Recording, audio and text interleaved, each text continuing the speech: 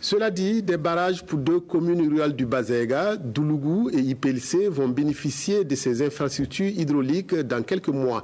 Les travaux de ces barrages ont été lancés hier par le ministre de l'Eau et de l'Assainissement, Ambroise Nyunga. Leur construction coûtera à l'État burkinabé plus de 3 milliards de francs CFA. Nongba Kouda, Tanga Kafando, reportage. Ce coup de pelle marque le lancement officiel des travaux du barrage de Gitsi, commune de Doulougou, dans le Bazaiga. Un barrage d'une capacité de 1 200 000 m3 d'eau selon les prévisions et entièrement financé par le budget de l'État, gestion 2019.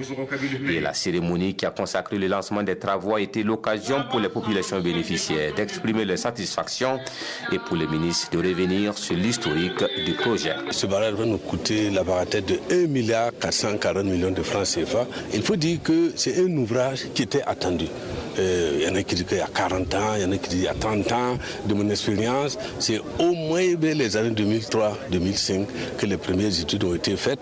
Nous avons dû effectivement les réactualiser. Il faut aussi souligner que cet ouvrage a été promis par son Excellence, le président du Faso, lors donc de sa tournée de campagne dans cette commune. Et donc nous sommes aussi aujourd'hui satisfaits que cette promesse-là se réalise.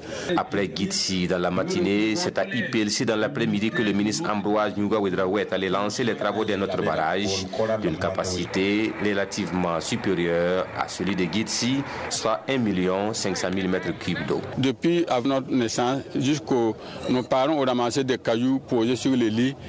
Nos grands frères, nos petits frères ont continué la lutte en 98-99 jusqu'à la communication intégrale en 2006. Mais ça n'a pas marché.